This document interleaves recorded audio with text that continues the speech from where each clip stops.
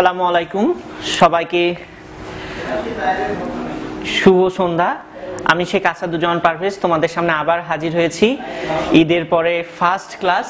আজকে আমরা 9-10 অর্থাৎ এসএসসির একটি অত্যন্ত কি বলবো সহজ না কঠিন, আচ্ছা যাই হোক সহজই বলি, অত্যন্ত সহজ একটি টপিক, সেটি হচ্ছে সিম্পল কমপ্লেক্স কম্পাউন্ড। এই বিষয়টি নিয়ে আমরা আলোচনা করব আর আমি চেষ্টা করব যত সহজভাবে তোমাদের সামনে উপস্থাপন করা যায় উপস্থাপন করার।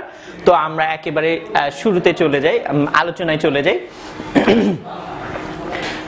তার আগে তোমাদেরকে আমি কিছু কথা বলে দিই। আমি এখন যে কথাগুলো বলবো সেগুলো তোমরা একটু মনোযোগ সহকারে শুনবে এবং মনে রাখার চেষ্টা করবে। সিম্পল কমপ্লেক্স কম্পাউন্ড আমরা অনেকেই দেখা যাচ্ছে যে বিশেষ করে যারা পরীক্ষা দিবে প্রায় 1.5 বছর বা তারও বেশি সময় প্র্যাকটিস করার পরেও দেখা যাচ্ছে যে তারা পারো না। এটার মেইন কারণ হচ্ছে যে অনেকে আসলে সিম্পল কমপ্লেক্স কম্পাউন্ডের স্ট্রাকচার বা গঠন সেটা কিন্তু অনেকে জানো না বলেই হয়তোবা তাদের এই সমস্যাটা হয়। এক বন্ধুরা একটা জিনিস খেয়াল রাখবে, মনে করো তোমাকে আমি কোন একটা খাবার তৈরি করতে বললাম যে তোমাকে এই খাবারটা আমাকে তৈরি করে দিতে হবে, ঠিক আছে? এখন যদি তুমি না জানো যে খাবারটাতে কি কি উপাদান দিতে হয় বা কি কি উপাদান সংযুক্ত করতে হয়, তাহলে তুমি খাবারটা তৈরি করতে পারবে না। ঠিক তেমন এখন মনে করো তোমাকে একটা কমপ্লেক্স সেন্টেন্স দেয়া আছে, তুমি কমপ্লেক্সটাকে সিম্পল করবে। তুমি যদি না জানো যে হচ্ছে সিম্পল সেন্টেন্সে আসলে থাকে কি কি, তুমি যদি এই বিষয়টা যদি না জানো তাহলে কিন্তু তুমি কমপ্লেক্সটাকে সিম্পল করতে পারবে না। আবার মনে করো একটা সিম্পল সেন্টেন্স তোমার কোয়েশ্চেনে দেয়া আছে, তুমি যদি না জানো যে কমপ্লেক্স সেন্টেন্সে আসলে কি কি উপাদান থাকে তাহলে কিন্তু তুমি সিম্পলটাকে কিন্তু কমপ্লেক্স করতে পারবে না, ঠিক আছে?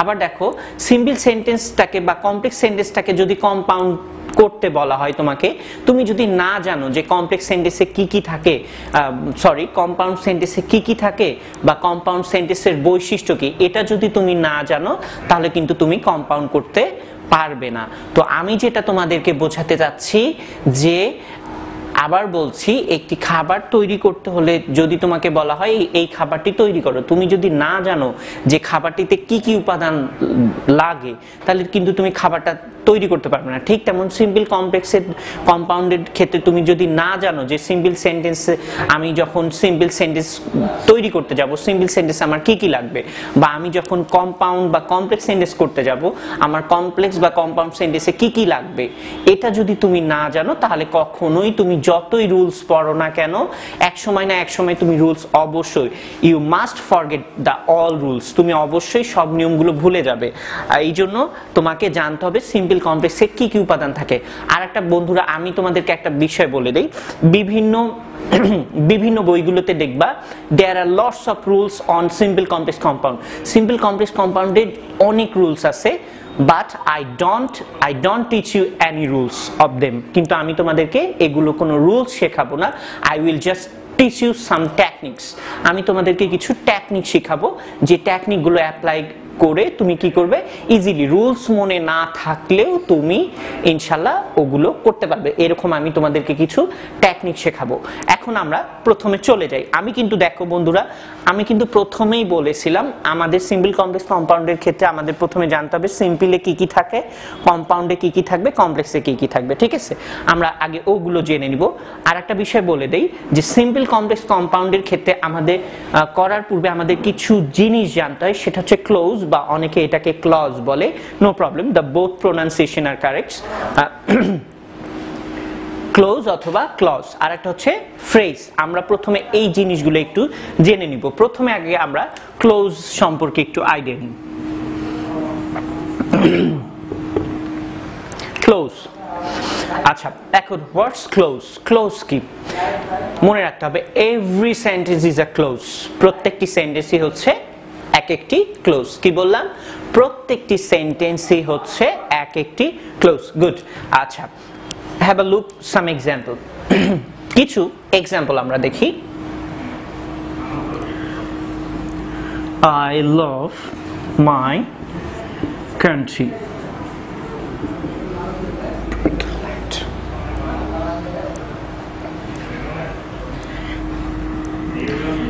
Do I love my birthplace. Birthplace. I don't hate my birthland.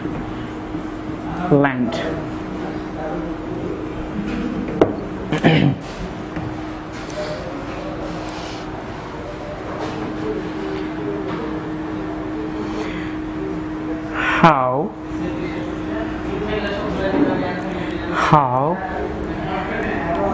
terrific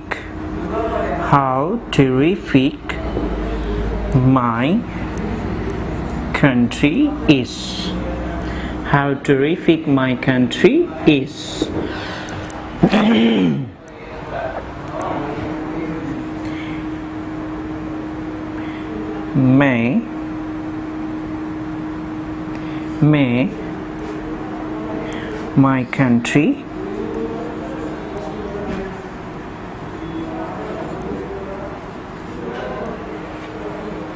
May my country be blessed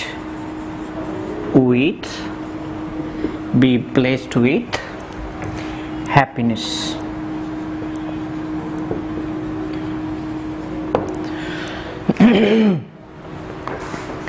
আচ্ছা বন্ধুরা দেখো, আমি এখানে 5টি সেন্টেন্স দিয়েছি। আমি প্রথমে কি লিখেছি? ক্লোজ লিখেছি। আসলে আমার এসে একটু প্রবলেম আছে, এটা আর এর মতো হয়ে যায়। যাই হোক, আমি বলে দিচ্ছি ক্লোজ বা clause, both pronunciation are correct. আমি কি বলেছি যে every sentence is a close, প্রত্যেকটি সেন্টেন্স এক একটি ক্লোজ। ঠিক আছে, আমরা বাংলায় ব্যাকরণে তোমরা পড়েছো খণ্ড বাক্য বা বাক্যাংশ পড়েছো, কিন্তু ইংরেজিতে আসলে ওরকম না, প্রত্যেকটি সেন্টেন্সে এক একটি ক্লোজ। দেখো এখানে আমি আমাদের অর্থগত দিক দিয়ে যে সেন্টেন্স কয় প্রকার? 5 প্রকার।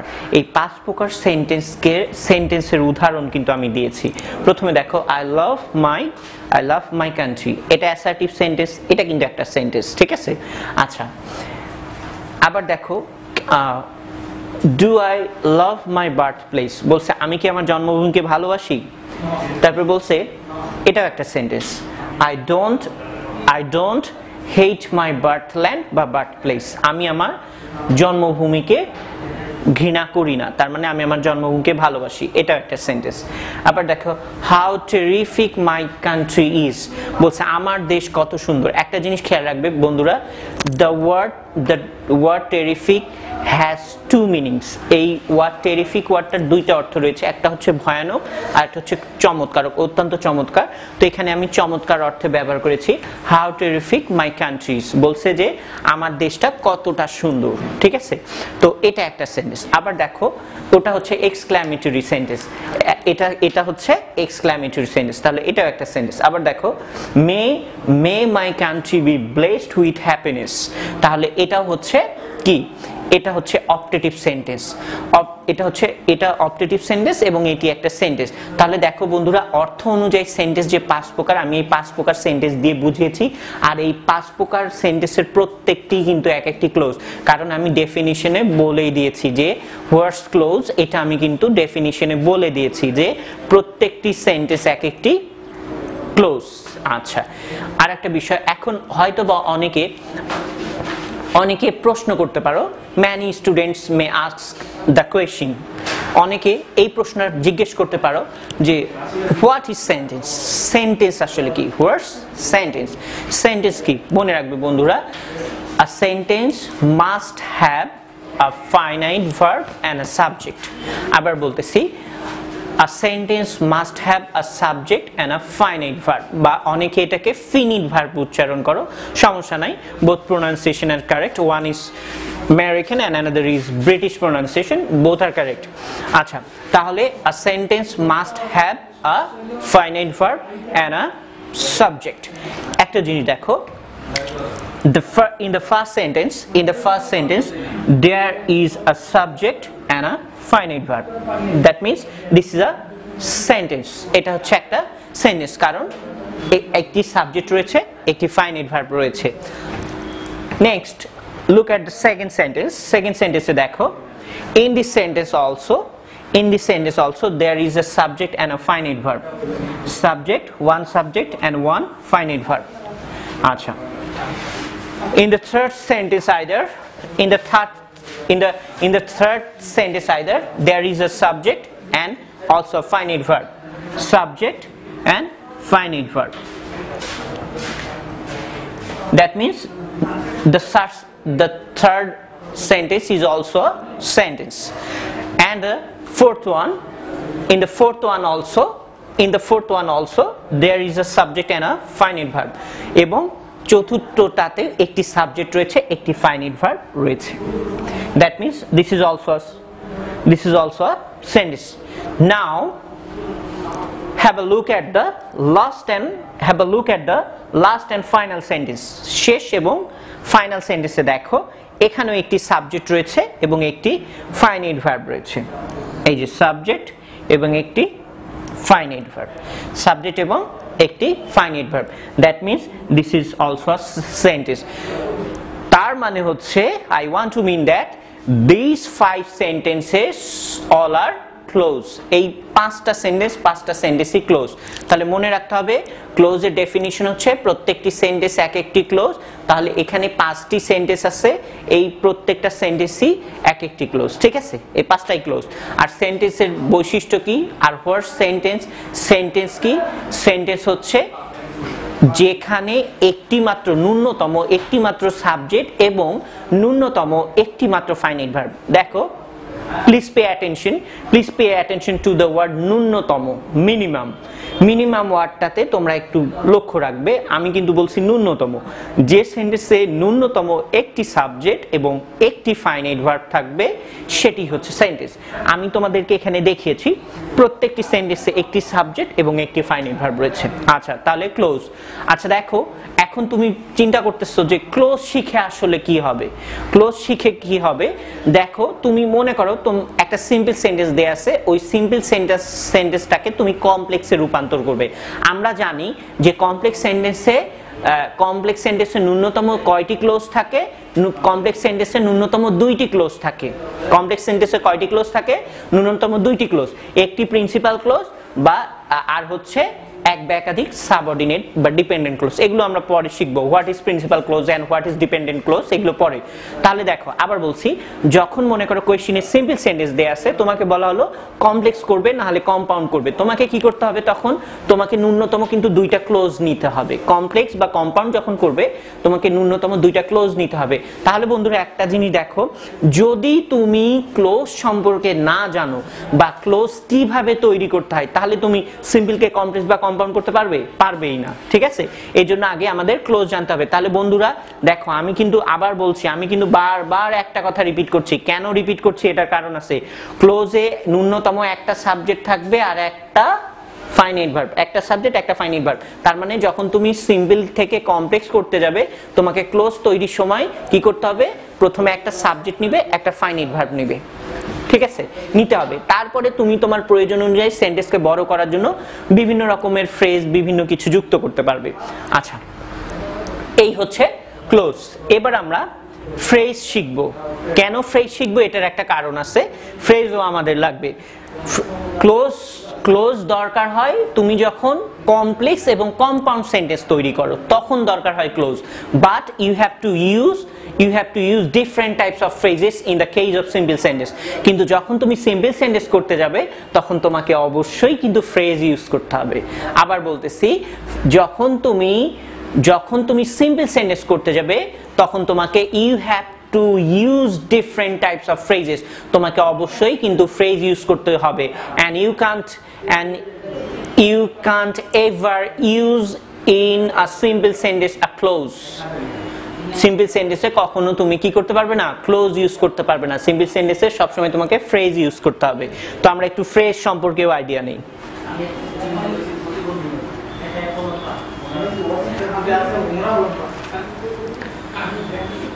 আচ্ছা, phrase.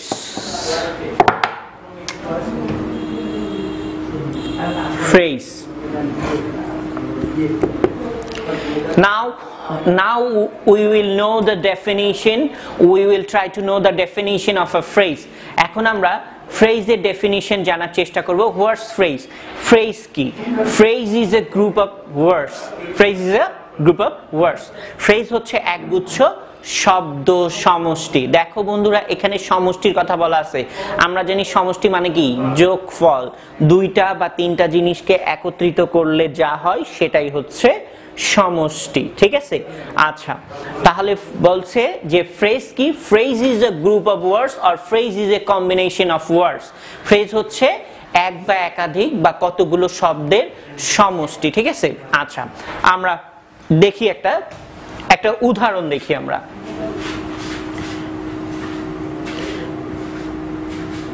I visit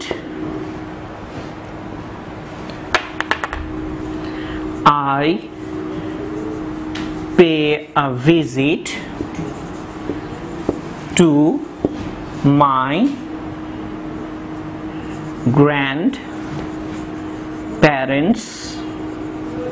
grandparents house every month.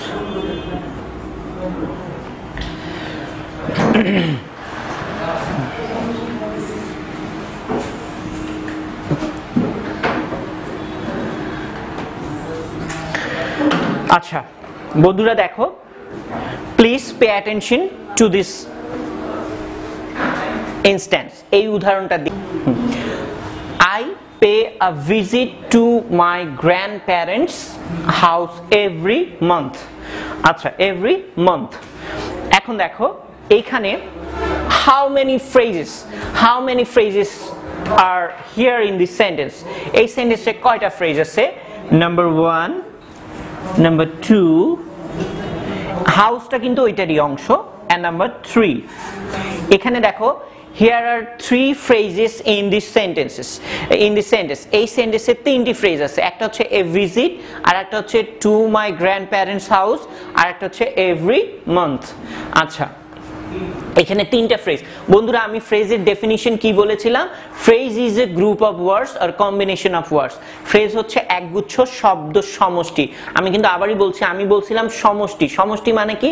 অনেকগুলো জিনিস একসাথে হবে। এখানে দেখো এ ভিজিট, এটা হচ্ছে একটি ফ্রেজ। এটা কোনো কাজ বুঝিয়েছে, যে আমি একটা ভ্রমণ করেছিলাম, ঠিক আছে? এইটা ফ্রেজ, এটা হচ্ছে নাউন ফ্রেজ। এখন কোনটা কোন ফ্রেজ, কেন হলো, এগুলো আমরা পরে শিখব।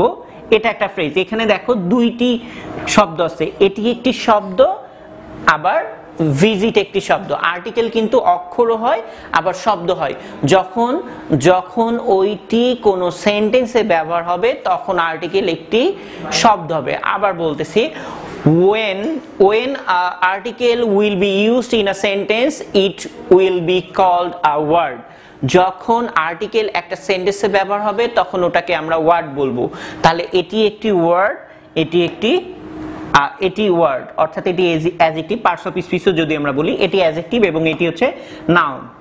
এই ভিজিট মিলে ভিজিটটা কিন্তু, এটা কিন্তু ভিজিটকে নির্দেশ করতেছে। তার মানে এই ভিজিটের সাথে এর সম্পর্ক আছে। এইটা মিলে একটা ফ্রেজ, ঠিক আছে? এরপরে দেখো এইটা একটা phrase, to my grandparents house. এইটা একটা ফ্রেজ। এটা হচ্ছে প্রিপোজিশনাল ফ্রেজ। এটাকে আমরা বলবো প্রিপোজিশনাল ফ্রেজ। এটার আরেকটা বিষয় বলে রাখি, a phrase can be defined in 2 ways। একটা ফ্রেজকে দুইভাবে সংজ্ঞায়িত করা যায়। একটা হচ্ছে স্ট্রাকচারালি আর একটা হচ্ছে ফাংশনালি। একটা স্ট্রাকচারালি আর একটা functionally. Structurally this is a prepositional phrase. Structurally এটা হচ্ছে prepositional phrase, but functionally it is an adverbial phrase. কিন্তু ফাংশনালি এটা হচ্ছে অ্যাডভার্বিয়াল ফ্রেজ, ঠিক আছে? এরপরে এভরি মান্থ। এখন এই যে every month, this is also a noun phrase. এটাও এটার মতো নাউন ফ্রেজ, ঠিক আছে? এটাও এটার মতো noun phrase. Every, this is an adjective, and month এটা হচ্ছে নাউন। এভরি মান্থ এটা হচ্ছে একটা কি নাউন ফ্রেজ, ঠিক আছে? আচ্ছা, এখন এটাকে আমরা নাউন ফ্রেজও বলতে পারি, আবার এটাকে আমরা অ্যাডভার্বিয়াল ফ্রেজও বলতে পারি। ওই যে structurally and functionally adverbial phrase. তো এখানে 3টা ফ্রেজের আমরা ডেফিনিশন, এখানে আমরা 3টা ফ্রেজ দেখাইলাম। তাহলে এটা হচ্ছে নাউন ফ্রেজ, এটাও একটা ফ্রেজ, কারণ এখানে একে ওই যে শব্দ সমষ্টি দেখো দুইটি শব্দ আছে এখানে, 1 2 3 4 চারটি শব্দ আছে শব্দ সমষ্টি, ঠিক আছে। আবার এভরি মান্থ এখানেও দেখো দুইটি শব্দ আছে, এটিও একটা ফ্রেজ। এখন কথা হচ্ছে অনেকে বলতে পারো কেন আই আর পে কে যদি আমরা একসাথে নেই কি সমস্যা, এটা তো ফ্রেজ হতে পারে। বন্ধুরা না, আই সাবজেক্ট এবং ভার্ব পে ওটা মোটেও ফ্রেজ না। এখন কথা হচ্ছে যে আমরা how can we understand this words বা this words in a sentence আর ফ্রেজেস, আমরা কিভাবে বুঝবো যে সেন্টেন্সের মধ্যে এই শব্দগুলো ফ্রেজ, এগুলো ফ্রেজ না। তো ইনশাল্লাহ আমি নেক্সট ক্লাসে ফ্রেজ আসলে ফ্রেজ কি থাকলে মানে how can we understand this words আর ফ্রেজ, এই শব্দগুলো কেন ফ্রেজ না, এগুলো ইনশাল্লাহ আমরা নেক্সট ক্লাসে আলোচনা করব। তো সবাই ভালো থাকবে, সুস্থ থাকবে আর আমাদের সাথেই থাকবে। সিম্বল কমপ্লেক্সের প্রত্যেকটি ক্লাস তোমরা ফলো করার চেষ্টা করবে, একদমই মিস করবে না। আমি তোমাদেরকে গ্যারান্টি দিচ্ছি ইনশাল্লাহ আল্লাহর রহমতে আমি যে নিয়মগুলো তোমাদেরকে শেখাবো ইনশাল্লাহ সিম্পল কমপ্লেক্স তোমাদের কাছে খুবই সহজ হয়ে যাবে। আর আমি বলেছি আমি নিয়ম না, আমি তোমাদেরকে I will teach you some techniques, আমি তোমাদেরকে টেকনিক শেখাবো। তো আমার প্রত্যেকটি ক্লাস ফলো করার তোমরা চেষ্টা করবে ইনশাল্লাহ আল্লাহর রহমতে, আমি গ্যারান্টি দিচ্ছি আল্লাহর রহমতে তোমাদের সিম্পল কমপ্লেক্স কম্পাউন্ডে কোনো সমস্যা থাকবে না। তো নেক্সট ক্লাসে আবার দেখা হবে, সবাই ভালো থাকবে, সুস্থ থাকবে, আল্লাহ হাফেজ।